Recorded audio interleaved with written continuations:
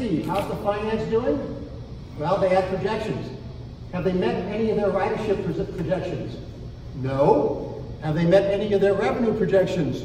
No. The Opaga study, again, is brilliant. It points out that its nearest competitor, its best example of a competitor, is Tri-Rail. Tri-Rail is reasonably successful in that it actually has customers, something All Aboard Florida is still trying to get. But it basically, in revenues from passengers, takes in 15 cents for every dollar of expenditure. 15 cents. That is a huge subsidy. All Aboard Florida, there's no indication it will do any better.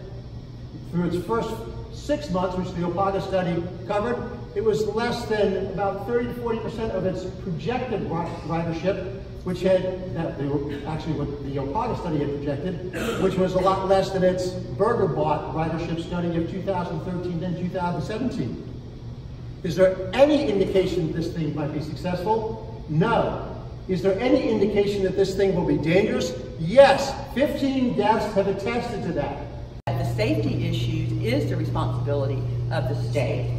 It's not the responsibility of the Florida Rail Agency in Washington, D.C. Some specific things that came out of their study was that they identified 3 major safety issues.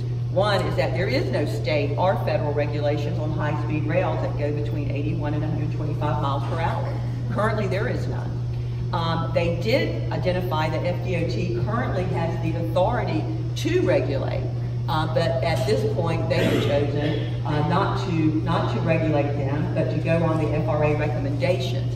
But they do have the authority to do it. They do have the authority to come up with those recommendations for the regulation to keep our Floridians safe at these at-grade crossings. And they also pointed out, the study pointed out, that All Aboard Florida or any high-speed passenger rail, and I want to make sure this is clear, this study was an examination of all of our tracks in the state of Florida, all of our rail systems in the state of Florida. And so this wasn't targeted just at All Aboard Florida or Brightline or Virgin trains, whatever they're going to call it this week, but it was all of the trains. And what they did come out to say that we have the deadliest track in the nation